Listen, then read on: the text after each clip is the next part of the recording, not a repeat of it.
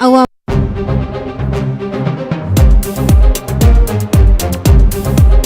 Good morning, Diamond. Good morning. Good morning. Good morning. Good morning, Diamond. Good morning.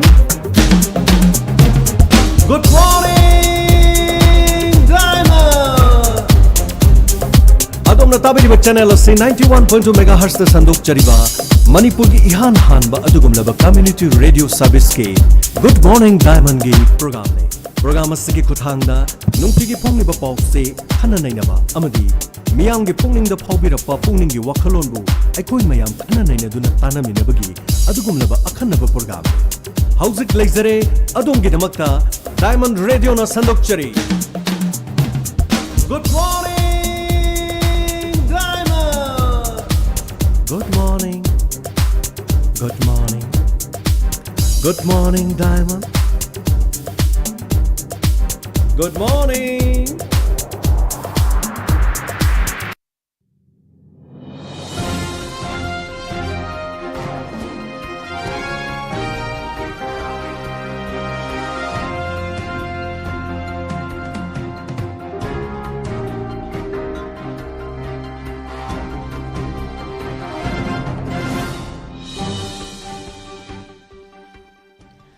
ngasi ingagi taret ni panba inglising ani kunga mathoi jun gi tarik tara ka taret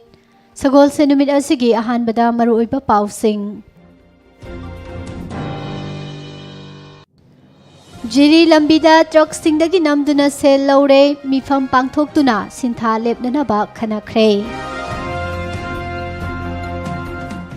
covid na siba missing lising amaga chupna ni pan sukhre mioi chatet ka yangkhani thoi positive oire मियोई तरा न लाइखिद्रे vote न लौबा class 10 council न लौबा exam सिंग cancel तौख्रे promotion पीबगी कांगलोल लेपथोकनबा कमिटी सेमख्रे हाइरे थौबाल डिस्ट्रिक्ट की खेकमन कैबुंगदा अरिबा मतमगी पोलम कया थेंगनरे स्टेट आर्कियोलॉजी की टीम एक्सकवेशन तौननबा ngasi changnaba sem sakre haide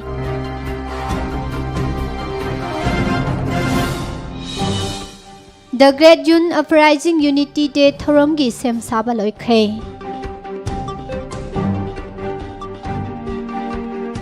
MPCC ki president na oina miyam da lale haijagadabani haiba wafam ama phongdorakle Chief Minister na ADC tarukta ambulance tara khusinakre Facebook amasung WhatsApp ta karan taruba miyoi ani police na fagale Thau mamal hengalakpagi mayok ta left party singna sathagadaba thakai protest thaukhre Home isolation tawduna lairiba miyoi singi paudam government ki thausin kharana pendre kharana thagalakle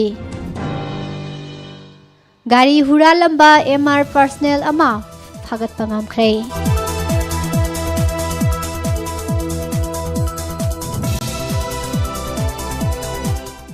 Lau singu bagi thabak sing komthokle haide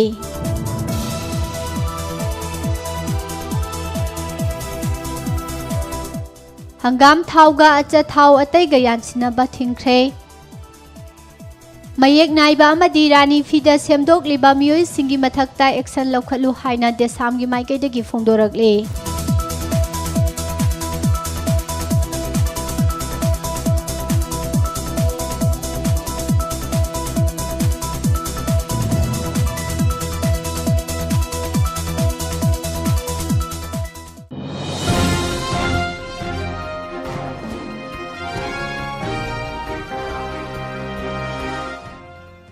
Amadi South China Sea Unkhanaba Hengalakpadagi negotiation Sathanaba Rajna Napil Tokre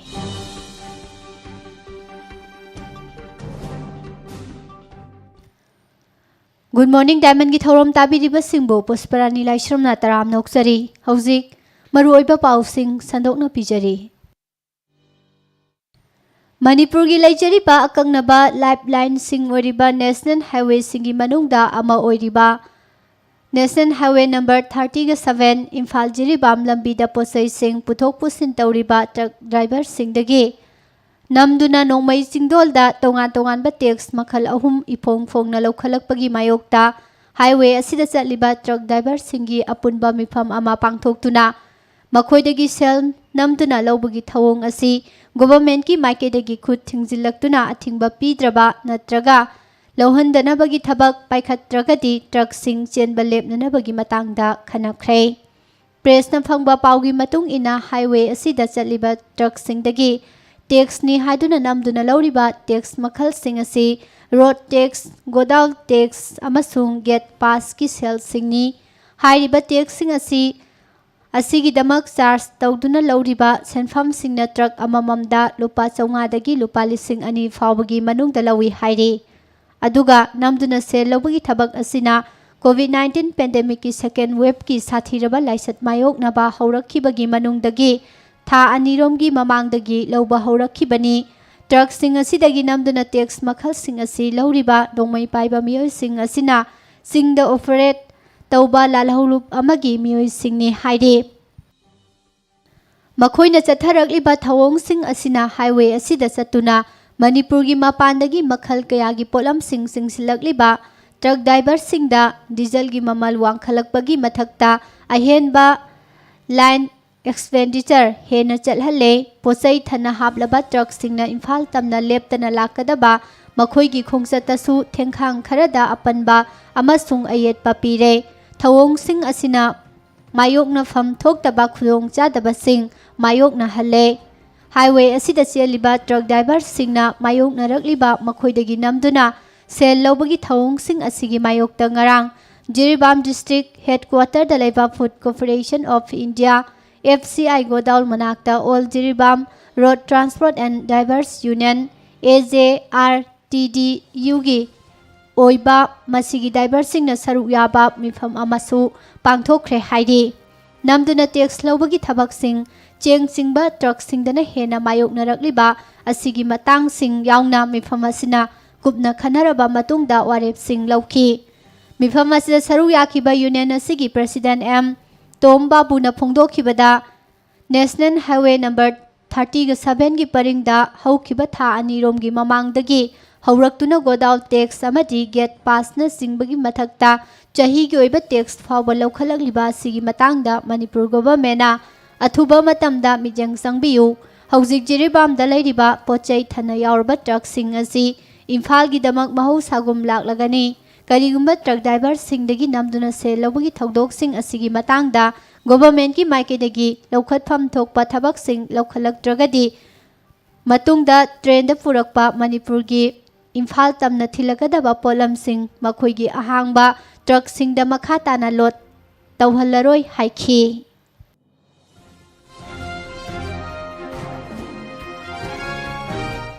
था असिगी तारीख 13 दा थोखिबा लेंगाकी order अमना था असिगी तारीख 30 फावबा सांगदोक हलकलिबा curfew की अथिंगबसिंगी मनुंगदगी Covid की चना कांगलोन सिंग ngakpaga loinana SOP ngakadabani hairaduna लवु सिंगुबगा मरी लेनबा थबक थौरम सिंग कोमथोकले मसिगी मतंगदा ngarang चीफ सेक्रेटरी न ऑर्डर अमा थोखरे लोइनना जेन रोड तलैरिबा इनकम टैक्स रेंज इम्फाल की एडिशनल कमिश्नर की ऑफिस सु था सिगी तारीख 30 फावबगी मनुंगदा लोइसिनगदबा थबक सिंगिदमक येंगलदुना क्लास 1 ग्रुप A की officer Singh लोइनना staff Singh चादा 15 खक्की चांगदा काबदसु अयाबा पीखरे हाइरे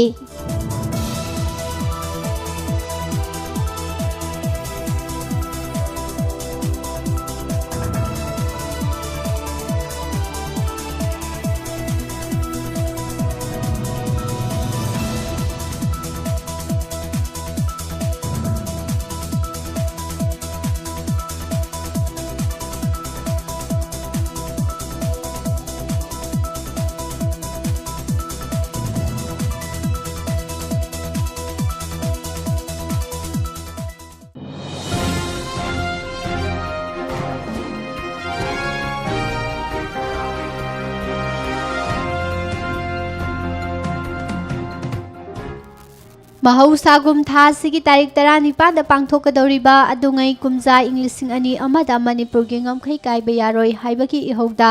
thawaina pontha pikhraba athauba athaubi singi Krekrupa talaiba khubam da pangthokadoriba The Great June Uprising Unity Day 2021 gi thorom gi damak sem saba loikhre wafam asingarang Krekrupat ki khubam da pangthokiba thorom asigi damak sem khiba observation committee gi Chairman Phairoijam Nando Luwang na paumising da lauthoki bani paumising go unabagi thorom asida mahang na haiki kumja ing 2002 dagi hauraduna Manipur gi ngamkhai amadi apunbagi saktam ngak na bahonabada thawai thakraba singda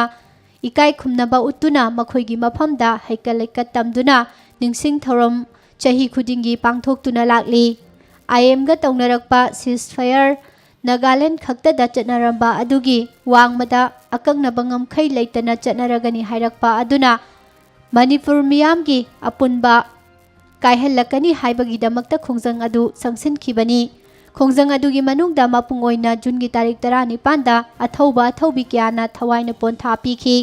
thawai sing adubu ningsingduna makhoigi mafamda ikai khumnaba usanhanabagi damak UCM amasung amuko ani punsinaduna The Great June Uprising Unity Day Observation Committee semduna hona jarakpani haujikti thorom asigi damak sem saba pumnamak loire adubu malemgi oina COVID-19 laichat asina maram oiraga thorom asigi matangda miyamda paksana paujel pibadi ngamjadre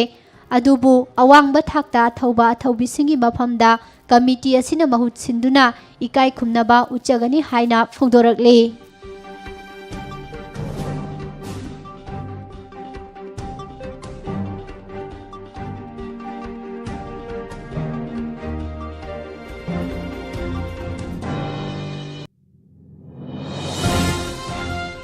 COVID-19 pandemic amasung masina pirakliba saitheng singna maram oiraduna Board of Secondary Education Manipur BOSEM amasung Council of Higher Secondary Education Manipur KOSEM na lauduna pangthokadauba chaliba sahi asigi examination sing cancel taure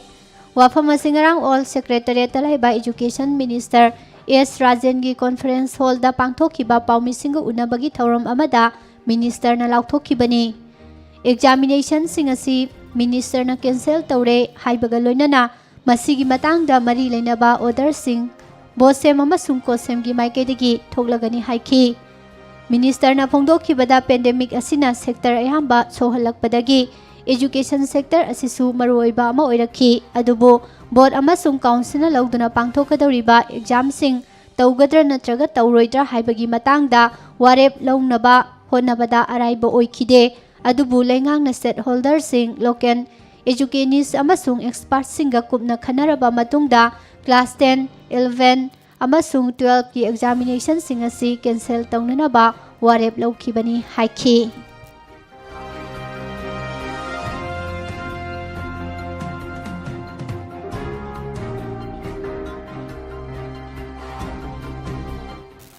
Haukiba no maninigi mamangda Chief Minister N Birena phongdokhiba wafam amaga mari leinana MPCC ki President Govindas Konthaujamna CM na miyamda lale haijagadabani hairakpa asi yamna yumpham yaudaba wafamni masi BJP Manipur Pradesh na condemn tawi Manipur Pradesh Congress Committee ki President Govindas Konthaujamna oina miyamda lale haijagadabani haina BJP Manipur Pradesh ki maikaidagi phongdorakli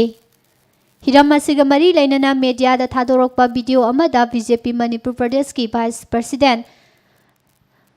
Sidananda Singangbam na haiki COVID-19 gi asukluraba tanpham asida Congress amadi opposition da lairiba tongan ba political party kaya gi maikaidagi apikpa wakhalon amada yamna hanthaba thaki politics tawbagi mawongda lengak asibu criticize tawrakli CM na phongdokhiba wafam aduda lale haningai leite Maramdi CM na phongdokhiba wafam adu Congress Party da piba matik saba pakhumni haina lawi maduna Manipur gi miyamda nungairoidauba wafam thamba leite Manipur miyam gi awabada BJP na nungaitaba phongdoktuna mateng pangnanaba honariba sing asi miyamna khangi haina su phongdokhi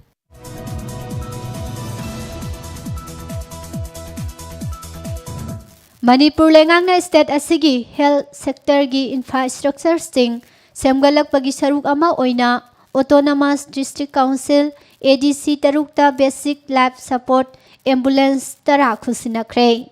Thaurom asing ngarang Chief Minister Secretariat ki nungsup thangba gate pangthokhiba achamba thaurom amada Chief Minister na Autonomous District Council sing asigi Chief Executive Officer CEO singda khusinakhi. Ambulance tara asigi manungda Churachandpur, Chandel, Kangpokpi amasung Urkhul District ki ADC singdana ani pikhi aduga ambulance amamamna Tamenglong amasung Senapati gi ADC singda pikhibane. Ngarang khusinakhiba ambulance sing asi COVID-19 pandemic lanthengnari ngai asida TAN Hills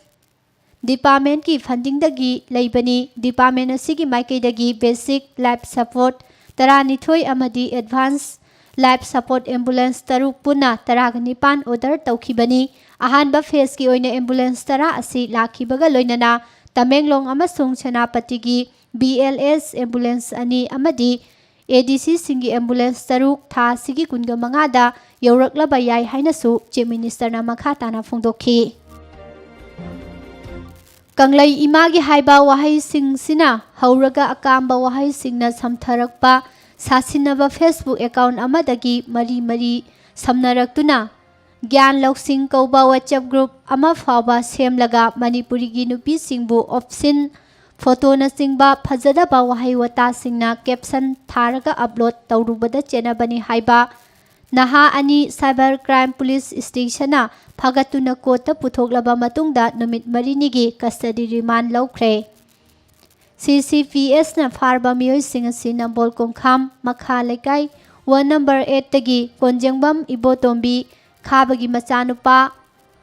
Karor Chandra sahi kuntaret amasung jangangai maning laikai dagi abujam Manau Tongi machanupa Saitajit sahi kunga taret ni makhoi ani CCPS na lokhat pa case ka mari leinana nahan mathang phagatkhibani aduga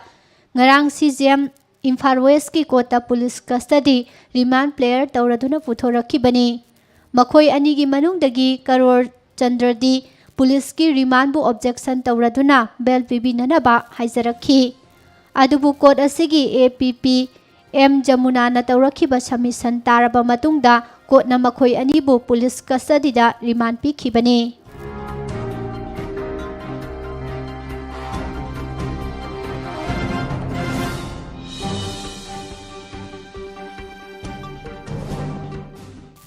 Tha sigi tarik 19 fauba Manipur gi left party singna petrol amasung diesel gi mamal khanghen hengalakpagi mayokta thakhai ama chupna chathagadaba protest ngarang dagi Imphal gi Irabor Babalda haukibaga loinana police ki maikei dagi protest meeting pangthokpa yaroi hairamba dusu condemn tawkhre. Ngarang dagi haudokiba thakhai protest asina taliba demand singi manungda petrol gi mamal hengalakliba si handou Tangai fadana changba polam sing amadi hidaki mamal control tau petrol amasung diesel da lauriba excise tax amadi value added tax loganu haibana singba yauri. Protest asida Manipur da lairiba le party singi manungda CPI, CPIM, RSP amasung AIFV na chingbana saruk yari. Ngarang dagi haudokiba thakai protest asigi matangda le parties coordination committee Manipur gi convener Khetrimayum Santana Phongdorakhibada protest asi India pumbagi oinale party singna town amasung khungang singda pangthoknaba lawkiba warep ki matung ina pangthokpani. Asigumba democratic oiba protest khongjang asi haudokpagi meeting pangthokpa yaroi haina Manipur police na hairambabu le party singna condemn tawi. Protest asida saruk yaraduna CPI Manipur gi secretary Laishram Chotil Kumar na thaugi mamal handaksu Kunga mathoirak subo oina hengalhalakhiba asina khwai miyam gi awaba hiram kaya marumda hengalhangani thaugi mamal hengalhaliba asi BJP gi Modi na lusingba NDA lengak asinani India ga yumlon na balaibak singna thaugi mamal hongna yonba ngamlaga India na ngamdriba si lengak asina senjau paiba miyoi khujok khara khaki tongjananaba thausil chathabadagini haikhi. Convener su oriba CPIM gi secretary Khetrimayum Santana sungdoktriba thaugi mamal asi Modi na prime minister oirakpa kumja inglising ani tara marida liter da lupa nifuga taret paisa tara nithoi pirambadagi sahi si horakpada lupa kunga mapan पैसा 30 खक्ता पीरबनी महांगना central अमदी state लेंगांगना थाउ litre अमदा लौरिबा excise अमसुंग वैल्यू एडेड टैक्स असि हंथहलबदी मणिपुरदा थाउगी ममल हंथहनबदा मतेंग पांगनी हाइखी प्रोटेक्स असि हौदोखिबा थौरमदा सीपीआई गी assistant secretary M Joy Kumar Luwang secretariat member RK अमुसना मणिपुर लौमी लुप की प्रेसिडेंट एन सिंहजीत लुप सिगी सेक्रेटरी हौबिजम इबोबी अमसुंग AITUC मणिपुर की लुसिंगबा खोइरोम बोर्जेंसु वांगांखी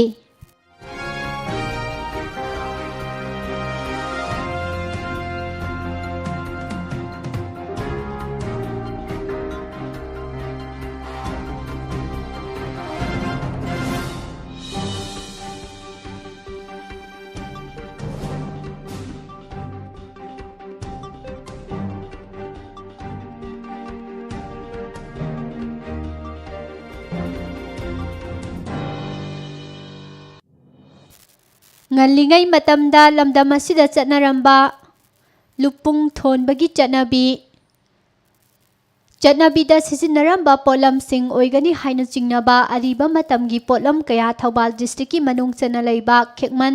kaibung mayai lekai da ngarang thengnakhre polam sing asi yangsinanaba ngasi Manipur lenga ki archaeological gi team changsinanaba sem sakhre polam sing asi lekai asida leiba Azam Khan चाही 53 कौबा मियोई अमगी इंखोलदा मयुम साननबा गुनिया तौबदा थेंगनरखिबनी लेमाइदगी foot अहुम लोम Luna तौबा हौरकपदा चफू मचेत खरा थेंगनबा हौरखी मखा ताना तौथबदा मयाई ओइरप चावबा चफू मंगा तरुक फंगबा ngamखी हाइना गुनिया तौबा असिदा यावखिबा अजाम खान गी मचानुपा रोरिसना फोंदोरखी हाइरिबा चफू सिंग असिगी मनुंगदा योतना साबा तेंजैगी मचिन मानबा पोटलम छरू मचेत मैतान सिंजंग मचा मानबा पोटलम थांजौना चिंबा पोटलम सिंग असि यौरंबा थेंगनखी हौजिक फावबदा लौथोकलबा चफू तरुक असिगी मनुंगदा चफू मंगादी अकाई अतोई थोकले अदुबो चफू अमदी मपोक कायदना लौथोकपा ngamle मफम असिदा अतोपा चफू कया मरुमसु लेबगी खुदम फंगी हाइबा चफू सिंग असि येंगबदा यामना नांदबा मरमना खुदना साबा चफू ओइगनी थाजरी मतम कुइना लैनुंगदा फुमदुना लैरकलबा मरमना चफू मनुंगदा यावरंबा पोलम सिंग असि कोलहिंग चासिनबा अमदी यामना केमलंबा थेंगनै हिरम असि मतांगदा Azam Khanna फोंदोरकपदा इंखोल असिदा असिगुमा चफू फंखिबा असि ngarangi asina ahanba nate mahangna naha oiringai chahi 30 muki mamangda इंखोल असिदा Pukhri तौबदसु मियोई अमना कोनबा थुंगदबा अचौबा चफू अमा थेंगनखी हाइरिबा चफू असिगी मनुंगदा अपिकपा चफू 8 यावरंबा थेंगनखी चफू मचासिंग असिदा मीगी मया nganthak tamachin खुजी खुदोब छेनेकना चिंबा पोलम कयासु यावरंबा थेंगनखी पोलम सिंग असि अयाम्बा मणिपुर स्टेट म्यूजियम दा पिखतखिबा लैख्रे ngarangi asisu gunia tauba haurakpada chaphu mache sing thengnaba haurakpadagi chingnaduna hogairaga yenglubada polam sing asi yauramba thengnabani sahi kharagi mamangda su inkhol asidagi meter 150 rom tamak lamna cheliba Thoubal turel asigi lairai ningkhaibada asigumba chaphu sing thengnakhi maram asina inkhol asida asigumba chaphu sing asi marang kaina leiramkhiba yai haina mahangna makhatana phongdorakhi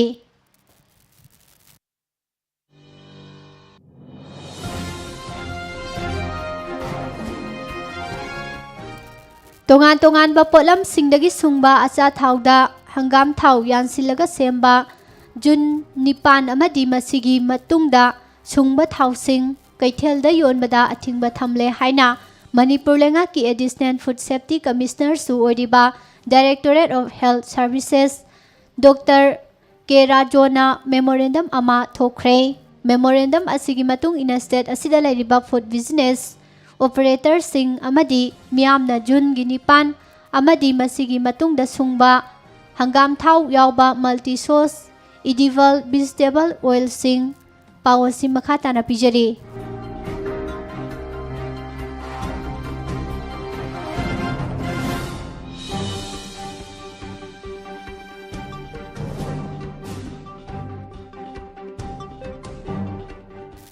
ꯃꯤꯑꯣꯏꯕꯅ ꯁꯤꯖꯤꯟꯅꯅꯕꯒꯤꯗꯃꯛ ꯀꯩꯊꯦꯜꯗ ꯌꯣꯟꯕ ꯊꯤꯡꯂꯦ ꯍꯥꯏꯅ ꯃꯤꯌꯥꯝꯗ ꯈꯪꯍꯜꯂꯤ꯫ Memorandum ꯑꯁꯤꯅ ꯃꯈꯥ ꯇꯥꯅ ꯍꯥꯏ ꯑꯁꯤꯒꯨꯝꯕ ꯃꯜꯇꯤ ꯁꯣꯔꯁ ꯏꯗꯤꯕꯜ ꯚꯤꯖꯤꯇꯦꯕꯜ ꯑꯣꯏꯜꯁꯤꯡ ꯑꯁꯤ ꯆꯣꯏꯅ ꯌꯣꯟꯕ ꯌꯥꯔꯣꯏ꯫ ꯃꯁꯤ ꯅꯤꯡꯊꯤꯅ ꯁꯤꯜ ꯇꯧꯔꯒ ꯀꯦꯖꯤ 15ꯗꯒꯤ ꯂꯨꯝꯕ ꯍꯦꯜꯍꯟꯗꯅ ꯌꯣꯟꯕ ꯌꯥꯒꯅꯤ꯫ ꯑꯁꯤꯒꯨꯝꯕ ꯑꯆꯥꯊꯥꯎ ꯍꯥꯞꯂꯤꯕ ꯄꯥꯇ꯭ꯔ ꯑꯗꯨ ꯁꯦꯝꯗꯣꯛ ꯁꯥꯗꯣꯛꯄ ꯌꯥꯗꯕ ꯑꯣꯏꯒꯗꯧꯕꯅꯤ꯫ ꯊꯥꯎꯁꯤꯡ ꯑꯗꯨ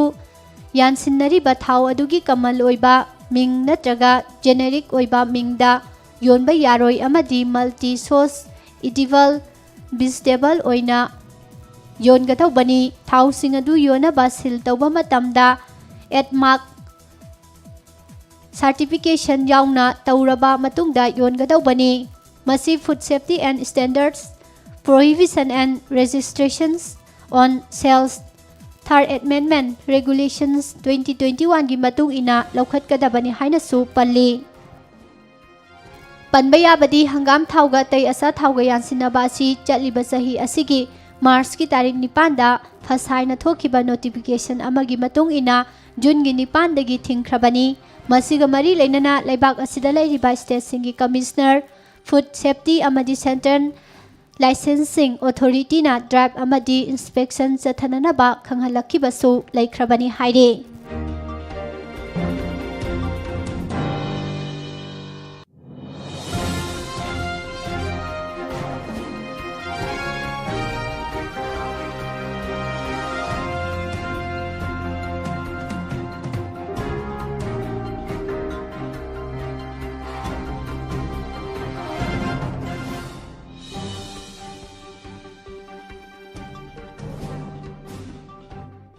ꯃꯅꯤꯄꯨꯔꯗ ꯀꯣꯚꯤꯗ ꯄꯣꯖꯤꯇꯤꯚ ꯑꯣꯏꯗꯨꯅ ꯂꯩꯈꯤꯗ꯭ꯔꯕ ꯃꯤꯒꯤ ꯑꯄꯨꯟꯕ ꯃꯁꯤꯡ ꯍꯧꯈꯤꯕ ꯄꯨꯡ 24ꯗ ꯂꯩꯈꯤꯗꯕ ꯃꯤꯑꯣꯏ 10 ꯊꯥꯔꯒ 1,009 ꯌꯧꯈ꯭ꯔꯦ꯫ IDSPꯅ ꯊꯣꯛꯈꯤꯕ ꯆꯦꯔꯣꯜ ꯑꯃꯒꯤ ꯃꯇꯨꯡ ꯏꯟꯅ ꯉꯔꯥꯡ ꯁ꯭ꯇꯦꯠ ꯑꯁꯤꯒꯤ ꯇꯣꯉꯥꯟ ꯇꯣꯉꯥꯟꯕ ꯇꯦꯁꯇꯤꯡ ꯁꯦꯟꯇꯔꯁꯤꯡꯗ ꯃꯤꯑꯣꯏ 9,932 ꯇꯦꯁ ꯇꯧꯕꯗ ꯃꯤꯑꯣꯏ 852 ꯄꯣꯖꯤꯇꯤꯚ ꯑꯣꯏꯕ ꯊꯦꯡꯅꯔꯦ꯫ ꯉꯔꯥꯡꯒꯤ ꯑꯣꯏꯅ ꯇꯦꯁ ꯄꯣꯖꯤꯇꯤꯚꯤꯇꯤ ꯆꯥꯡ ꯑꯁꯤ 9.95 ꯑꯣꯏꯈꯤ ꯑꯗꯨꯒ ꯅꯍꯥꯟ ꯖꯨꯟꯒꯤ ꯇꯥꯔꯤꯛ 15ꯗꯅ ꯆꯥꯡ ꯑꯁꯤ 8.82 ꯑꯣꯏꯈꯤ꯫ ꯅꯍꯥꯟꯗꯒꯤꯅ ꯉꯔꯥꯡꯅ ꯐꯤꯚꯝ ꯈꯔ ꯐꯩ ꯍꯥꯏꯕ ꯎꯠꯂꯤ꯫ ꯍꯧꯈꯤꯕ ꯄꯨꯡ 24 ꯑꯁꯤꯗ ꯁ꯭ꯇꯦꯠ ꯑꯁꯤꯗ ꯃꯤꯑꯣꯏ 852 ꯄꯣꯖꯤꯇꯤꯚ ꯑꯣꯏꯔꯛꯈꯤꯕꯁꯤꯒꯤ ꯃꯅꯨꯡꯗ 894ꯅ ꯖꯦꯅꯔꯦꯜ ꯄꯣꯄꯨꯂꯦꯁꯟꯒꯤꯅꯤ ꯑꯗꯨꯒ ꯑꯇꯣꯞꯄ 3 ꯑꯃꯅ ꯁꯦꯟꯇ꯭ꯔꯦꯜ ꯑꯥꯔꯝ ꯄꯨꯂꯤꯁ ꯐꯣꯔꯁꯇꯒꯤꯅꯤ꯫ ꯖꯦꯅꯔꯦꯜꯗꯒꯤ ꯄꯣꯖꯤꯇꯤꯚ ꯑꯣꯏꯔꯛꯈꯤꯕ ꯑꯁꯤꯗ ꯅꯨꯄꯥ 118 ꯑꯃꯁꯨꯡ ꯅꯨꯄꯤ 392 ꯌꯥꯎꯔꯤ꯫ ꯃꯈꯣꯏ 852 ꯍꯥꯞꯆꯤꯜꯂꯕ ꯃꯇꯨꯡꯗ ꯁ꯭ꯇꯦꯠ ꯑꯁꯤꯗ ꯉꯔꯥꯡ ꯐꯥꯎꯕꯒꯤ ꯑꯣꯏꯅ ꯄꯣꯖꯤꯇꯤꯚ ꯑꯣꯏꯕꯒꯤ ꯃꯁꯤꯡ ꯑꯁꯤ 69,194 ꯌꯧꯈ꯭ꯔꯦ꯫ ꯃꯁꯤꯒꯤ ꯃꯅꯨꯡꯗ ꯖꯦꯅꯔꯦꯜ ꯄꯣꯄꯨꯂꯦꯁꯟꯒꯤ 59,885 ꯑꯃꯁꯨꯡ ꯁꯦꯟꯇ꯭ꯔꯦꯜ ꯁꯦꯀ꯭ꯌꯨꯔꯤꯇꯤ ꯄꯔꯁꯅꯦꯜ 3,838 ꯌꯥꯎꯔꯤ꯫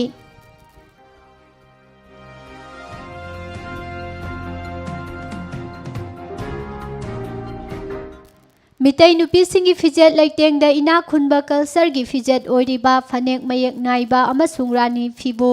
ꯃꯁꯥꯅ ꯗꯤꯖꯥꯏꯅꯔꯅꯤ ꯍꯥꯏꯖꯕ ꯄ꯭ꯔꯤꯌꯪꯀꯥ ꯑꯟꯅꯥ ꯖꯣꯁꯦꯐ ꯀꯧꯕ ꯃꯤꯑꯣꯏ ꯑꯃꯅ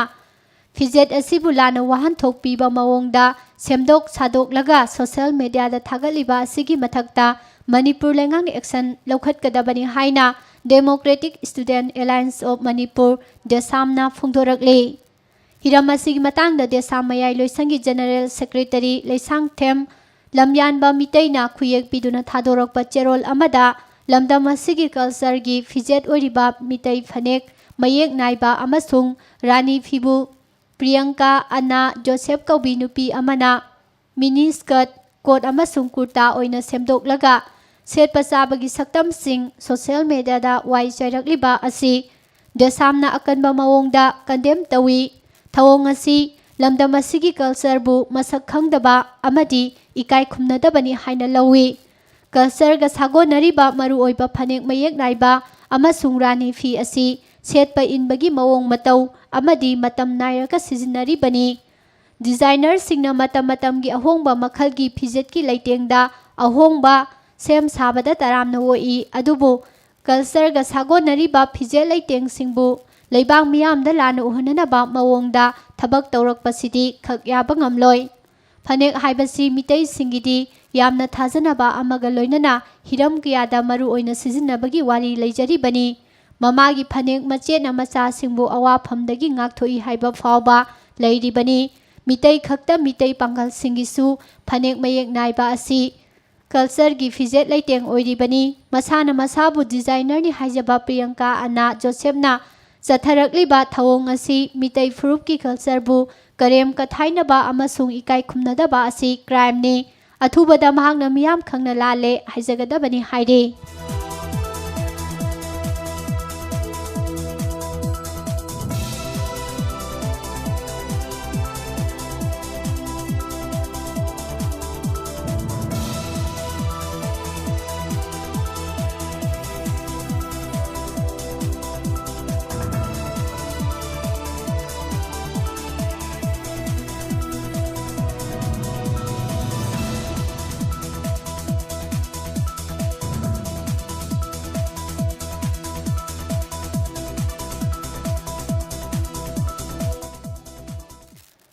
ꯊꯥ ꯑꯁꯤꯒꯤ ꯇꯥꯔꯤꯛ 4ꯗ ꯌꯥꯏꯔꯤꯄꯣꯛ ꯀꯩꯊꯦꯜꯗ ꯂꯩꯕ ꯃꯁꯖꯤꯗ ꯑꯃꯒꯤ ꯃꯃꯥꯡꯗ ꯁꯣ ꯂꯣꯜꯂꯒ ꯈꯥꯝꯂꯒ ꯊꯝꯂꯝꯕ ꯚꯦꯁꯄꯥ MN06SSA 8378 ꯍꯨꯔꯥꯜꯂꯝꯕ ꯃꯅꯤꯄꯨꯔ ꯔꯥꯏꯐꯜꯁꯀꯤ ꯔꯥꯏꯐꯜꯃꯦꯟ ꯅꯝꯕꯔ 0820102005 MD ꯇꯥꯔꯤꯛ ꯑꯖꯤꯖ ꯆꯍꯤ 60 ꯑꯄꯣꯛꯄ MD ꯑब्ꯗꯨꯜ ꯂꯇꯤꯐ ꯁꯪꯒꯥꯏꯌꯨꯝꯐꯝ ꯄꯥꯔꯠ 1 ꯐꯥꯕꯒ ꯂꯣꯏꯅꯅ ꯃꯍꯥꯛꯅ ꯍꯨꯔꯥꯟꯈꯤꯕ ꯒꯥꯔꯤ ꯃꯆꯥ ꯑꯁꯤꯁꯨ ꯃꯌꯨꯝꯗꯒꯤ ꯔꯤꯀꯣꯚꯔ ꯇꯧꯔꯦ ꯍꯥꯏꯔꯤ꯫ ꯊꯧꯗꯣꯛ ꯑꯁꯤꯒꯤ ꯃꯇꯥꯡꯗ ꯌꯥꯏꯔꯤꯄꯣꯛ ꯕꯥꯃꯣꯟ ꯂꯩꯀꯥꯏꯗꯒꯤ ꯒꯥꯔꯤ ꯃꯄꯨ ꯑꯣꯏꯔꯤꯕ MD ꯐꯔꯤꯗ ꯁꯍꯥ ꯆꯍꯤ 65 ꯑꯄꯣꯛꯄ MD ꯁꯦꯔꯥꯖꯎꯗꯤꯟ ꯁꯍꯥꯅ ꯊꯥ ꯑꯁꯤꯒꯤ ꯇꯥꯔꯤꯛ 4ꯗ ꯔꯤꯄꯣꯔꯠ ꯇꯧꯔꯛꯄꯒꯤ ꯃꯇꯨꯡ ꯏꯟꯅ ꯊꯧꯗꯣꯛ ꯑꯁꯤꯒꯤ ꯃꯇꯥꯡꯗ ꯌꯥꯏꯔꯤꯄꯣꯛ ꯄꯨꯂꯤꯁ ꯁ꯭ꯇꯦꯁꯟꯅ ꯍꯨꯔꯥꯟꯈꯤꯕ ꯒꯥꯔꯤ ꯑꯁꯤꯒꯤ ꯈꯣꯡꯒꯨꯜ ꯂꯤꯗꯨꯅ ꯂꯥꯛꯈꯤꯕꯅꯤ꯫ ꯂꯣꯏꯅꯅ ꯊꯧꯗꯣꯛ ꯊꯣꯛꯐꯝꯒꯤ ꯑꯀꯣꯏꯕꯗ ꯂꯩꯕ CCTV ꯀꯦꯃꯦꯔꯥꯁꯤꯡꯒꯤ ꯃꯇꯦꯡꯗꯒꯤ ꯒꯥꯔꯤ ꯍꯨꯔꯥꯟꯕꯒꯤ ꯊꯧꯗꯣꯛ ꯑꯁꯤꯗ ꯀꯥꯔ MN01G6740 ꯆꯦꯟꯅꯩ ꯍꯥꯏꯕ ꯈꯪꯕꯗꯒꯤ ꯒꯥꯔꯤꯁꯤꯒꯤ ꯈꯣꯡꯒꯨꯜ ꯂꯤꯔꯛꯄꯗ ꯅꯍꯥꯟ ꯑꯌꯨꯛ ꯄꯨꯡ 10 ꯇꯥꯔꯛꯄꯗ ꯒꯥꯔꯤ ꯑꯁꯤ ꯃꯣꯔꯦ ꯀꯩꯊꯦꯜꯗ ꯂꯩꯔꯦ ꯍꯥꯏꯕꯗꯒꯤ ꯌꯥꯏꯔꯤꯄꯣꯛ PSꯀꯤ SI Y ꯁꯪꯀꯔꯗꯥꯁ ꯃꯉꯥꯡ SI W ꯗꯤꯄꯛꯆꯟꯗ꯭ꯔ ꯑꯃꯁꯨꯡ ASI S ꯃꯅꯤꯁꯣꯔꯅ ꯃꯐꯝ ꯑꯁꯤꯗ ꯆꯪꯁꯤꯟꯗꯨꯅ ꯂꯣꯛꯆꯥꯎ ꯊꯣꯡ ꯌꯧꯁꯤꯜꯂꯛꯄꯗ ꯀꯥꯔ ꯑꯁꯤ ꯏꯝꯐꯥꯜꯂꯣꯝꯗ ꯊꯧꯒꯠꯂꯛꯄꯗꯒꯤ ꯃꯐꯝ ꯑꯗꯨꯗꯒꯤ ꯀꯥꯔ ꯑꯗꯨꯕꯨ ꯇꯥꯟꯅꯔꯛꯇꯨꯅ ꯇꯦꯡꯅꯧꯄꯜ ꯄꯨꯂꯤꯁ ꯁ꯭ꯇꯦꯁꯟꯒꯤ ꯒꯦꯠꯇ ꯈꯥꯝꯂꯒ ꯆꯦꯛ ꯇꯧꯕꯗꯒꯤ ꯒꯥꯔꯤ ꯑꯁꯤ MRꯒꯤ ꯔꯥꯏꯐꯜꯃꯦꯟ ꯑꯁꯤꯅ ꯊꯧꯔꯝꯕꯒ ꯂꯣꯏꯅꯅ ꯒꯥꯔꯤ ꯑꯁꯤ ꯃꯍꯥꯛꯅ ꯎꯔꯨꯞꯇꯒꯤ MD ꯅꯋꯥꯖ ꯀꯧꯕ ꯑꯃꯒ ꯄꯨꯟꯅ ꯍꯨꯔꯥꯟꯃꯤꯟꯅꯔꯒ ꯁꯪꯒꯥꯏꯌꯨꯝꯐꯝꯗ ꯂꯩꯕ ꯃꯍꯥꯛꯀꯤ ꯃꯌꯨꯝꯗ ꯊꯝꯂꯦ ꯍꯥꯏꯕ ꯈꯪꯂꯛꯈꯤ꯫ ꯃꯁꯤꯗꯒꯤ ꯔꯥꯏꯐꯜꯃꯦꯟ MD ꯇꯥꯔꯤꯛꯄꯨ ꯅꯍꯥꯟ ꯅꯨꯡꯊꯤꯜ ꯄꯨꯡ 4:10 ꯇꯥꯔꯛꯄꯗ ꯃꯍꯥꯛꯅ ꯊꯧꯔꯛꯂꯤꯕ ꯀꯥꯔ ꯑꯗꯨꯒ ꯀꯣꯟꯅꯅ ꯐꯥꯒꯠꯂꯕ ꯃꯇꯨꯡꯗ ꯀꯦꯁ ꯑꯃ ꯂꯧꯈꯠꯈ꯭ꯔꯦ꯫ ꯂꯣꯏꯅꯅ ꯃꯍꯥꯛꯅ MD ꯅꯋꯥꯖ ꯀꯧꯕ ꯃꯤꯑꯣꯏ ꯑꯃꯒ ꯂꯣꯏꯅꯅ ꯍꯨꯔꯥꯟꯈꯤꯕ ꯒꯥꯔꯤ ꯃꯆꯥ ꯑꯗꯨꯁꯨ ꯃꯌꯨꯝꯗꯒꯤ ꯔꯤꯀꯣꯚꯔ ꯇꯧꯔꯦ ꯍꯥꯏꯔꯤ꯫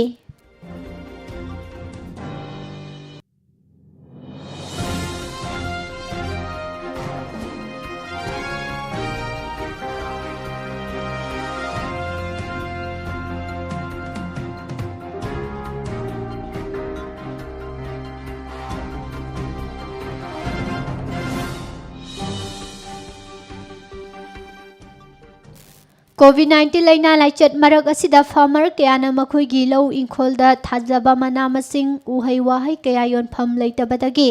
ꯄꯠ ꯄꯨꯝꯗꯨꯅ ꯃꯥꯡ ꯇꯥꯛꯂꯦ ꯍꯥꯏꯅ ꯐꯣꯡꯗꯣꯛꯅꯔꯛꯄꯗꯒꯤ ꯆꯤꯞ ꯃꯤꯅꯤꯁꯇꯔꯒꯤ ꯄꯥꯎꯇꯥꯛ ꯃꯇꯨꯡ ꯏꯟꯅ ꯍꯣꯔꯇꯤꯀꯜꯆꯔ ꯑꯦꯟ ꯁꯣꯏꯜ ꯀꯟꯖꯥꯔꯚꯦꯁꯟꯒꯤ ꯃꯈꯥꯗ ꯃꯅꯤꯄꯨꯔ ꯑꯣꯔꯒꯥꯅꯤꯛ ꯃꯤꯁꯟ ꯑꯦꯖꯦꯟꯁꯤ ꯃꯣꯃꯥꯅ ꯐꯥꯔꯃꯔꯁꯤꯡꯗꯒꯤ ꯃꯅꯥ ꯃꯁꯤꯡ ꯑꯃꯗꯤ ꯎꯍꯩ ꯋꯥꯍꯩꯁꯤꯡ ꯂꯩꯔꯒ ꯏꯝꯐꯥꯜ ꯃꯅꯨꯡꯒꯤ ꯀꯟꯖꯨꯃꯔ ꯀꯌꯥꯗ ꯍꯣꯝ ꯗꯦꯂꯤꯚꯔꯤ ꯇꯧꯔꯤꯕ ꯑꯁꯤ ꯁꯦꯟꯗꯣꯡꯒꯤ ꯌꯦꯡꯂꯒ ꯇꯧꯕ ꯅꯠꯇꯦ꯫ ꯐꯥꯔꯃꯔ ꯑꯃꯁꯨꯡ ꯀꯁꯇꯃꯔꯁꯤꯡꯅ ꯂꯩꯅꯥ ꯂꯥꯏꯆꯠ ꯑꯁꯤꯒꯤ ꯃꯔꯛꯇ ꯊꯦꯡꯅꯔꯤꯕ ꯑꯋꯥꯕ ꯀꯌꯥ ꯑꯗꯨ ꯀꯣꯛꯍꯟꯕꯗ ꯃꯇꯦꯡ ꯑꯣꯏꯅꯅꯕ ꯄꯥꯏꯈꯠꯄ ꯊꯧꯔꯥꯡꯅꯤ ꯍꯥꯏꯅ ꯃꯣꯃꯥꯒꯤ ꯄ꯭ꯔꯣꯖꯦꯛ ꯗꯥꯏꯔꯦꯛꯇꯔ K ꯗꯦꯕꯇꯔꯇ ꯁꯔꯃꯅ ꯐꯣꯡꯗꯣꯔꯛꯂꯤ꯫ ꯂꯝꯂꯥꯏ ꯃꯥꯏꯀꯩꯕꯨ ꯐꯧꯊꯣꯛ ꯆꯥꯊꯣꯛ ꯃꯔꯥꯡ ꯀꯥꯏꯕ ꯑꯦꯁꯦꯝꯕ꯭ꯂꯤ ꯀꯣꯟꯁꯇꯤꯇ꯭ꯌꯨꯑꯦꯟꯁꯤ ꯑꯃ ꯑꯣꯏꯅꯅꯕꯒꯤ ꯄꯥꯟꯗꯝꯗ ꯉꯔꯥꯡ ꯄꯣꯂꯤꯇꯤꯀꯦꯜ ꯑꯦꯛꯇꯤꯚꯤꯁꯠ ꯁꯥꯄꯝ ꯀꯪꯂꯩꯄꯥꯟꯅ ꯈꯨꯟꯗꯣꯡꯕꯝ ꯒ꯭ꯔꯥꯝ ꯄꯟꯆꯥꯌꯠꯀꯤ ꯇꯣꯉꯥꯟ ꯇꯣꯉꯥꯟꯕ ꯃꯐꯝꯁꯤꯡꯗ ꯂꯦꯝꯅ ꯐꯧꯊꯣꯛ ꯂꯩꯕ ꯐꯧꯗꯤꯁꯤꯡ ꯌꯦꯟꯊꯣꯛꯈ꯭ꯔꯦ ꯍꯥꯏꯅ ꯂꯝꯂꯥꯏ ꯃꯄꯥꯔꯤ ꯊꯧꯒꯜꯂꯨꯞꯀꯤ ꯖꯦꯅꯔꯦꯜ ꯁꯦꯀ꯭ꯔꯦꯇꯔꯤ ꯂꯥꯏꯁ꯭ꯔꯝ ꯕꯣꯕꯤꯁꯅꯥꯅ ꯊꯥꯗꯣꯔꯛꯄ ꯆꯦꯔꯣꯜ ꯑꯃꯗ ꯐꯣꯡꯗꯣꯔꯛꯂꯤ꯫ ꯍꯧꯈꯤꯕ ꯖꯨꯟꯒꯤ ꯇꯥꯔꯤꯛ 10ꯗ ꯃꯁꯥꯒꯤ ꯆꯍꯤ 10 ꯈꯛꯇ ꯉꯥꯏꯔꯤꯕꯤ ꯅꯨꯄꯤ ꯃꯆꯥ ꯑꯃꯕꯨ ꯁꯥꯎꯠ ꯗꯦꯜꯂꯤꯗꯒꯤ ꯔꯨꯄꯦꯁ ꯀꯧꯕ ꯅꯟ ꯃꯅꯤꯄꯨꯔꯤ ꯑꯃꯅ ꯅꯨꯄꯤ ꯑꯣꯏꯕꯤꯒꯤ ꯏꯀꯥꯏ ꯈꯨꯝꯅꯕ ꯃꯥꯡꯍꯟꯈꯤꯕ ꯊꯧꯗꯣꯛ ꯑꯃꯗꯤ ꯅꯨꯃꯤꯠ ꯑꯁꯤꯃꯛꯇꯗ ꯃꯣꯔꯦꯗ ꯃꯁꯥꯒꯤ ꯆꯍꯤ 9 ꯈꯛꯇ ꯉꯥꯏꯔꯤꯕꯤ ꯅꯨꯄꯤ ꯃꯆꯥ ꯑꯃꯕꯨ ꯅꯨꯄꯤ ꯑꯣꯏꯕꯤꯒꯤ ꯏꯀꯥꯏ ꯈꯨꯝꯅꯕ ꯇꯦꯝꯁꯤꯡꯅꯈꯤꯕ ꯊꯧꯗꯣꯛ ꯑꯅꯤꯃꯛ ꯌꯨꯁꯤꯑꯦꯝꯅ ꯍꯛꯆꯤꯟꯅ ꯂꯧꯕꯒ ꯂꯣꯏꯅꯅ ꯀꯟꯗꯦꯝ ꯇꯧꯏ ꯍꯥꯏꯅ ꯌꯨꯁꯤꯑꯦꯝꯒꯤ IPR ꯁꯦꯀ꯭ꯔꯦꯇꯔꯤ BM ꯌꯥꯏꯃꯁꯥꯍꯅ ꯊꯥꯗꯣꯔꯛꯄ ꯆꯦꯔꯣꯜ ꯑꯃꯗ ꯐꯣꯡꯗꯣꯔꯛꯂꯤ꯫ ꯑꯣꯜ ꯃꯅꯤꯄꯨꯔ ꯑꯥꯔꯇꯤꯁꯠ ꯔꯤꯂꯤꯐ ꯀꯃꯤꯇꯤꯗ ꯑꯍꯥꯟꯕ ꯇꯥꯡꯀꯛꯀꯤ ꯑꯣꯏꯅ ꯃꯅꯤꯄꯨꯔ ꯁ꯭ꯇꯦꯠ ꯁꯨꯃꯥꯡ ꯂꯤꯂꯥ ꯀꯥꯎꯟꯁꯤꯜ ꯑꯃꯗꯤ ꯐꯤꯂꯝ ꯐꯣꯔꯝ ꯃꯅꯤꯄꯨꯔꯒꯤ ꯃꯈꯥꯗ ꯂꯩꯔꯤꯕ ꯑꯥꯔꯇꯤꯁꯠꯁꯤꯡꯗ ꯇꯦꯡꯕꯥꯡꯅꯕ ꯔꯤꯂꯤꯐ ꯀꯃꯤꯇꯤꯒꯤ ꯆꯤꯌꯔꯃꯦꯟꯁꯨ ꯑꯣꯏꯔꯤꯕ ꯈꯨꯔꯥꯏ ꯑꯦꯁꯤꯒꯤ MLA L ꯁꯨꯁꯤꯟꯗ꯭ꯔꯣꯅ ꯂꯨꯄꯥ ꯂꯥꯈ 3,70,000 ꯈꯨꯠꯁꯤꯟꯅꯈ꯭ꯔꯦ꯫ ꯃꯇꯦꯡ ꯈꯨꯠꯁꯤꯟꯅꯕꯒꯤ ꯊꯧꯔꯝ ꯑꯁꯤ ꯑꯌꯨꯛ ꯄꯨꯡ 10 ꯇꯥꯕꯗ ꯄꯦꯂꯦꯁ ꯀꯝꯄꯥꯎꯟ ꯏꯝꯐꯥꯜꯗ ꯂꯩꯕ ꯏꯕꯣꯌꯥꯏꯃ ꯁꯨꯃꯥꯡ ꯂꯤꯂꯥ ꯁꯪꯂꯦꯟꯗ ꯄꯥꯡꯊꯣꯛꯄ ꯑꯆꯝꯕ ꯊꯧꯔꯝ ꯑꯃꯗ ꯐꯤꯂꯝꯒꯤ ꯑꯥꯔꯇꯤꯁꯠꯁꯤꯡ ꯑꯃꯗꯤ ꯁꯨꯃꯥꯡ ꯂꯤꯂꯥꯒꯤ ꯑꯥꯔꯇꯤꯁꯠꯁꯤꯡ ꯁꯔꯨꯛ ꯌꯥꯈꯤ꯫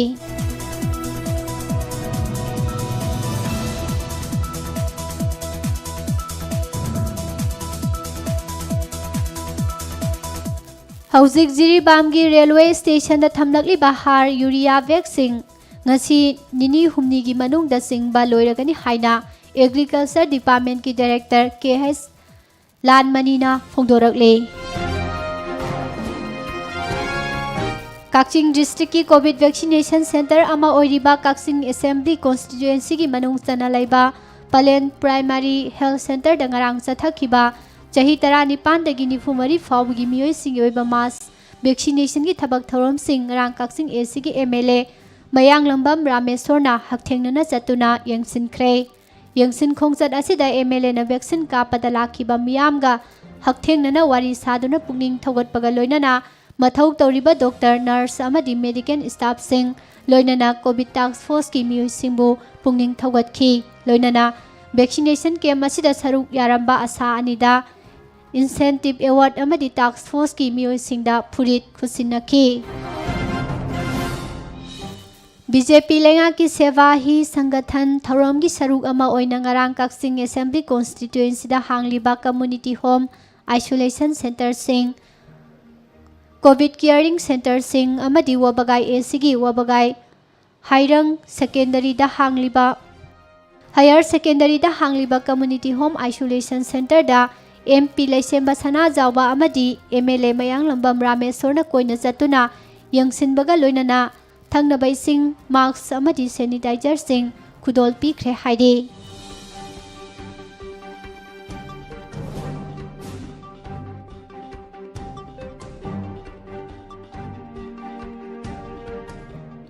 ꯂꯧꯎ ꯁꯤꯡꯎꯕꯒꯤ ꯄꯣꯠꯂꯝꯁꯤꯡ ꯃꯃꯜ ꯍꯦꯟꯅ ꯌꯣꯜꯂꯛꯂꯤꯕ ꯑꯁꯤꯒꯤ ꯃꯇꯥꯡꯗ ꯌꯦꯡꯁꯤꯜꯂꯒꯅꯤ ꯍꯥꯏꯅ ꯃꯅꯤꯄꯨꯔꯤ ꯁ꯭ꯇꯨꯗꯦꯟꯠ ꯐꯦꯗꯔꯦꯁꯟ MSFꯅ ꯐꯣꯡꯗꯣꯛꯈ꯭ꯔꯦ꯫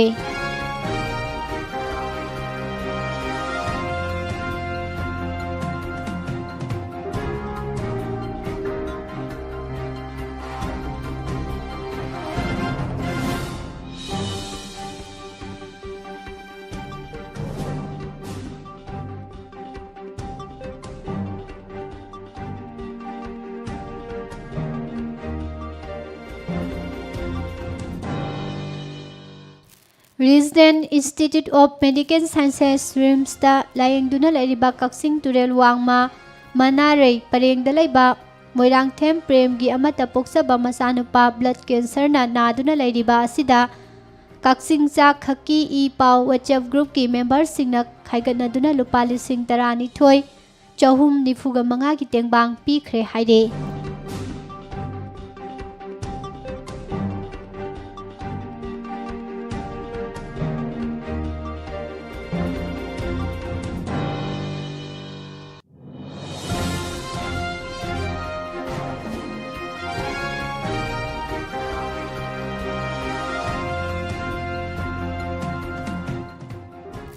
ꯃꯅꯤꯄꯨꯔꯗ national food security act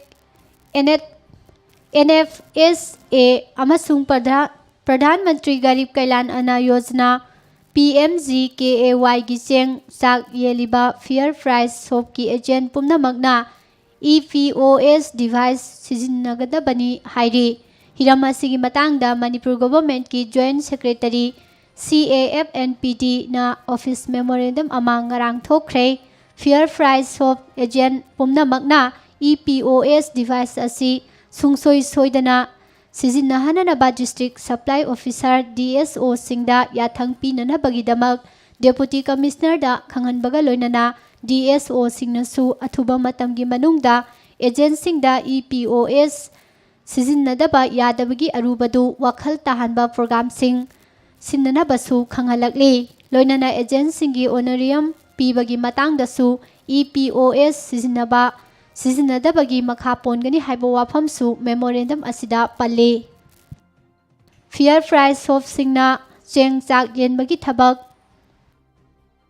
Lisingani chahum nifu EPOS ki kuthangda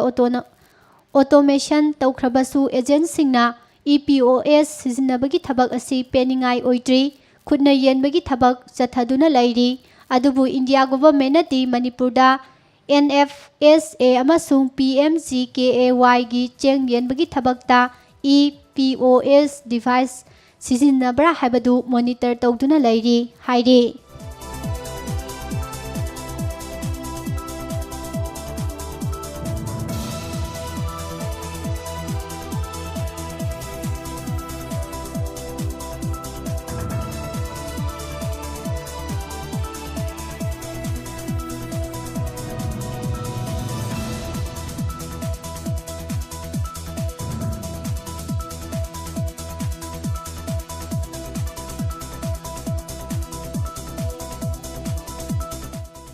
Hauzi amu mapan goiba pau kharadang pijari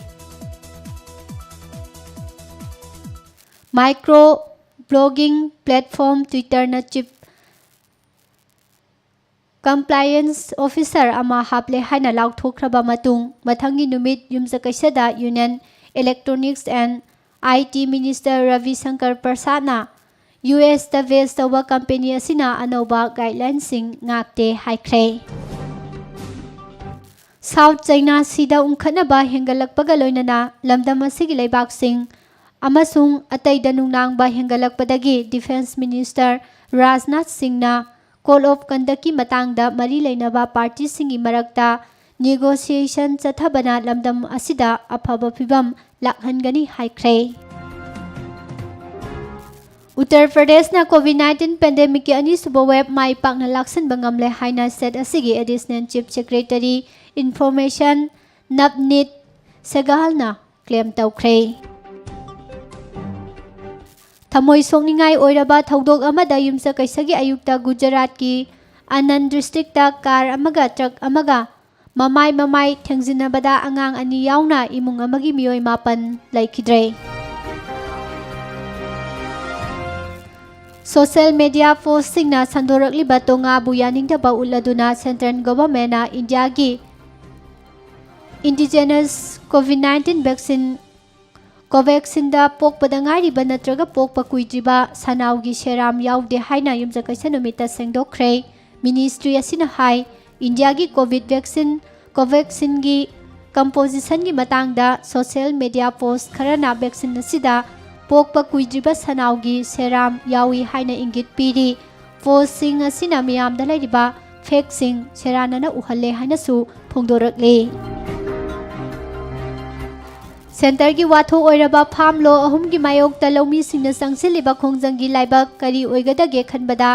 mathawai waraba masai sahi yankhaiga manga suraba lomi ama yumja kaisa numita Haryana gi Jin district ta laiba Protex mafam amada hu charaga sijakre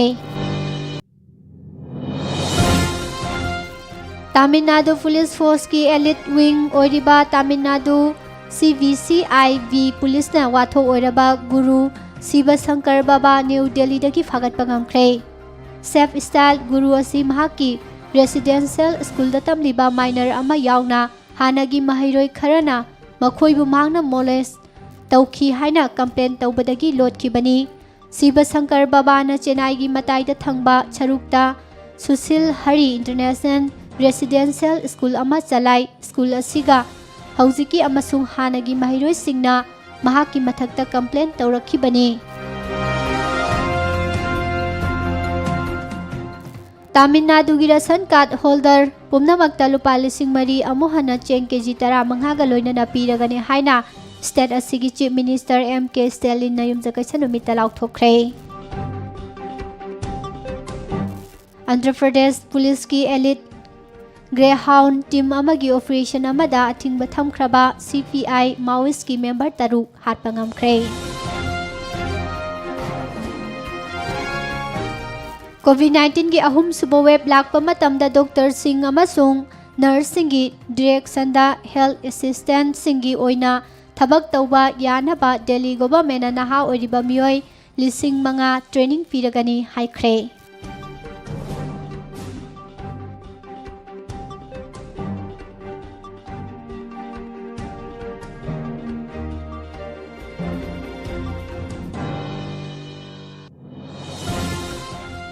COVID-19 positive ꯑꯣꯏꯔꯕ ꯃꯤꯑꯣꯏꯁꯤꯡꯅ ꯃꯁꯥ ꯃꯁꯥꯒꯤ ꯃꯌꯨꯝꯗ home isolation ꯇꯧꯗꯨꯅ ꯂꯩꯔꯤꯕ ꯑꯗꯨ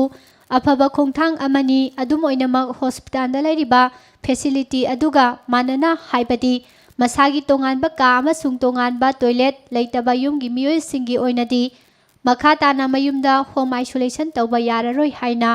ꯑꯁꯥꯝꯒꯤ chief minister Himanta Biswa ꯁꯔꯃꯅ ꯐꯣꯡꯗꯣꯔꯛꯂꯤ꯫ Union minister of state for youth affairs and sports Kiren ꯔꯤꯖꯤꯖꯨꯅ ꯗꯣꯅꯦꯠ ꯇꯧꯕ ꯄꯜꯁ ꯑꯣꯛꯁꯤꯃꯤꯇꯔ 200ꯒꯤ ꯀꯟꯁꯥꯏꯟꯃꯦꯟꯠ ꯑꯃ ꯌꯨꯝꯁꯀꯩꯁ ꯅꯨꯃꯤꯠꯇ ꯑꯔꯨꯅꯥꯆꯜ ꯄ꯭ꯔꯗꯦꯁꯀꯤ lower ꯁꯨꯕꯟꯁꯦꯔꯤ district ꯊꯨꯡꯈ꯭ꯔꯦ꯫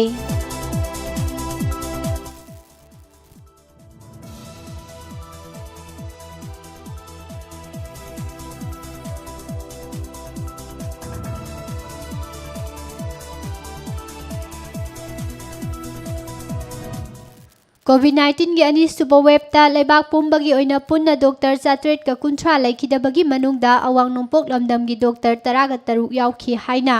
Indian medical association IMAꯅ report ꯑꯃꯗ ꯐꯣꯡꯗꯣꯔꯛꯂꯤ꯫ ꯇ꯭ꯔꯤꯄꯨꯔꯥꯗ ꯄꯦꯇ꯭ꯔꯣꯜ ꯑꯃꯁꯨꯡ ꯗꯤꯖꯜ ꯌꯥꯎꯅ ꯄꯣꯠꯆꯩ ꯀꯌꯥꯒꯤ ꯃꯃꯜ ꯀꯥ ꯍꯦꯟꯅ ꯋꯥꯡꯈꯠꯂꯛꯈꯤꯕ ꯑꯁꯤꯒꯤ ꯃꯥꯌꯣꯛꯇ ꯑꯣꯄꯣꯖꯤꯁꯟꯗ ꯂꯩꯔꯤꯕ ꯂꯦꯕ ꯄꯥꯔꯇꯤꯁꯤꯡꯅ ꯅꯨꯃꯤꯠ 9ꯅꯤ ꯆꯨꯞꯅ ꯆꯠꯊꯒꯗꯕ ꯈꯣꯡꯖꯪ ꯑꯃ ꯍꯧꯗꯣꯛꯂꯒꯅꯤ ꯍꯥꯏꯔꯤ꯫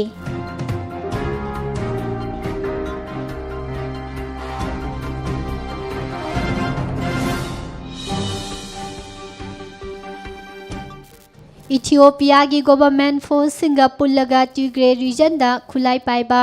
रेवेंससिंगा लांथेंमिनरिबा इरिट्रियन ट्रुप्सिंग अथुबा मतमदा टिग्रे थादोक्तुना चटखरगनी हाइना यूनाइटेड नेशंसता लैरिबा इथियोपियागी एम्बेसडरना फोंदोखरे। अकनबा नोंगना मरम ओइरगा भूटानगी मनुंग हंजिनबा मफम खरदा इसिंग इचाव थोहनखिबगा लोइनना चिंग मयादा लैबा केम अमदा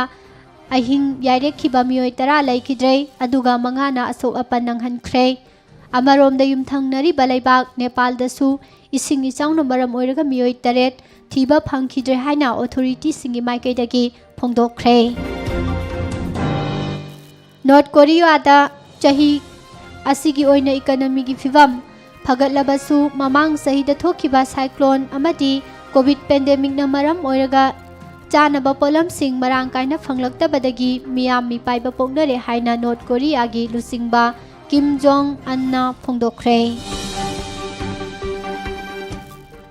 जेरूसलामगी अवांग नोंपोक थंगबा सरुकता पैलेस्टीनियन नुपी अमा Israeli आर्मीना नोंमैना कापतुना हाटख्रे हाइना Palestinian ऑथोरिटीसिंगना फोंदोरखिबगा लोइनना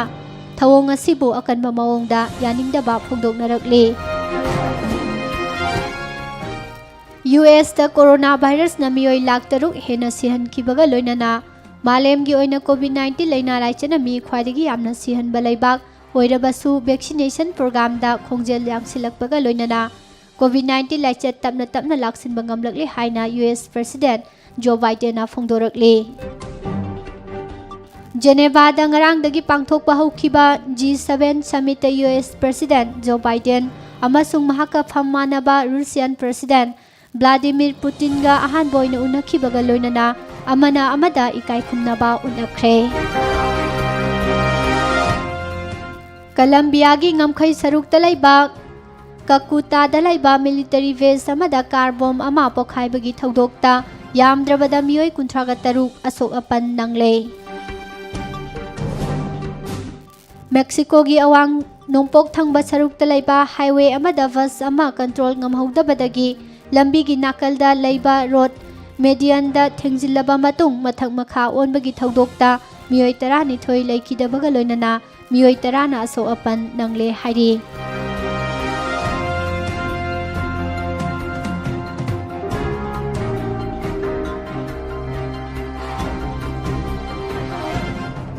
Hauting makha tarakpada sanabagi pau Nirmala Thangzamdagi phangbigani.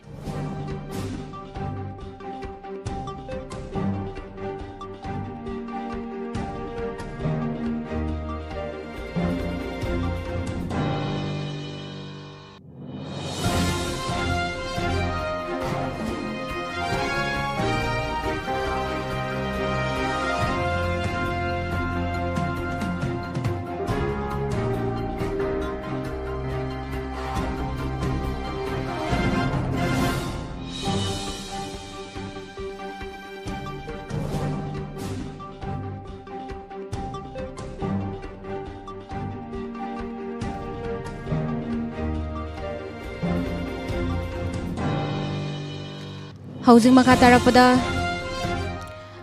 tarakpada sanabagi pau pizari malemgi football gi khwaidagi thak wangba tournament oiriba FIFA World Cup ki kumjale singani tarani panda title lobongam khiwa France ngarang nongalamdai da sanakhiba Euro 2020 gi group F ki anishuba match ta Germany bu thoibangam khre ngarang nongthil sanakhiba group B gi match amada Finland Russia gi makhutta maithiba nangkhre aduga athengmada sanaba group A gi match amadana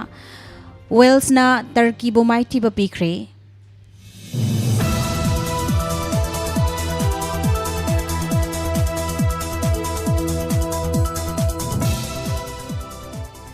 COVID-19 laina laichat na maram oiraga chahi ama yaithoklaraba Tokyo Olympic Games satliba chahi asigi July 19 dagi haunanaba akanba mawongda sem sariba asiga mari lainana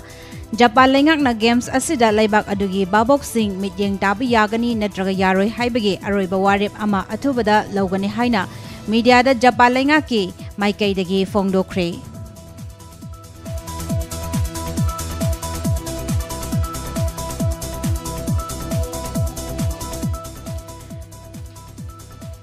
Germany ki city held the pangthokliba grass court ki oiba ATP tournament oiriba held open gi nupagi doubles ki kanglup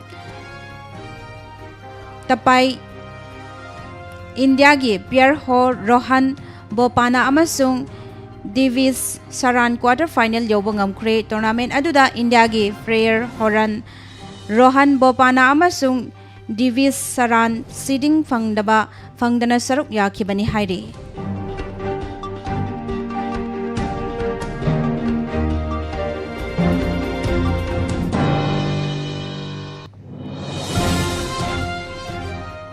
July 19 dagi haugadoriba Tokyo Olympic Games da India gi oina nupagi meter mari into chamri gi relay team na saruk yaba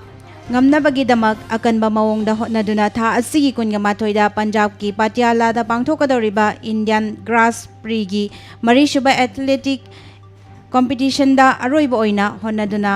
kakhal ama fangnaba sem sari hairi.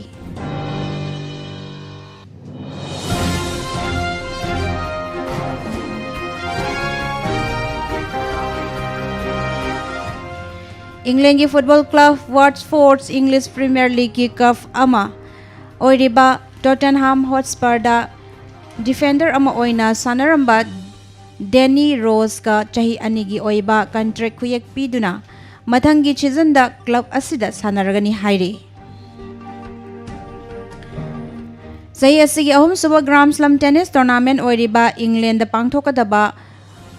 Wimbledon tennis tournament ki oina mamangda nupigi title kaya lauba ngamkraba USA gi Venus Williams amasung England gi nupagi sanaroi Andy Murray wild card sanaroi amagi oibagi ayaba adu pikre.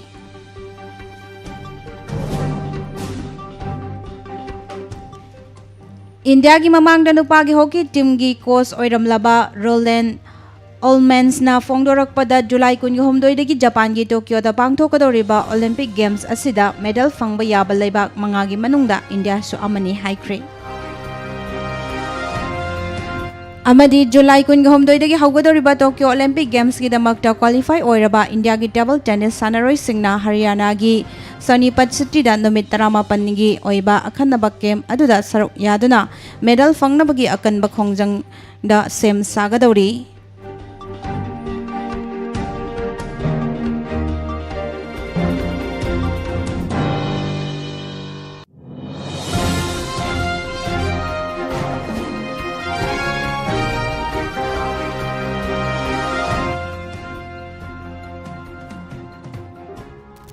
थागतचरी Nirmala लोइसिलकपदा मरुइबा पाव अमकहना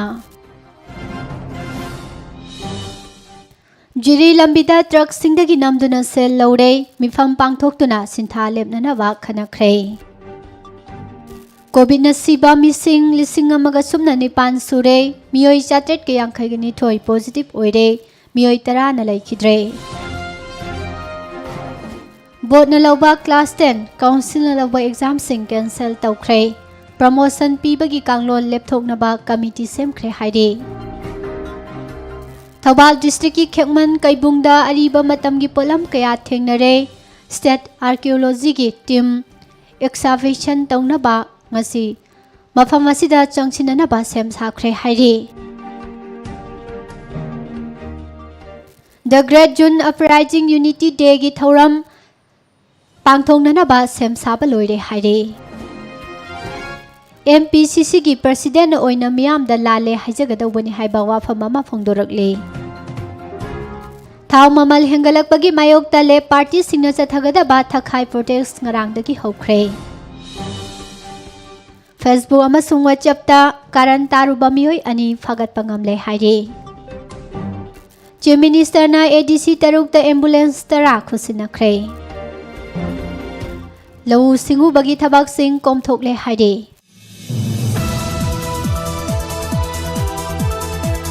गाड़ी हुरा लंबा MR personal अमा police न फागतख्रे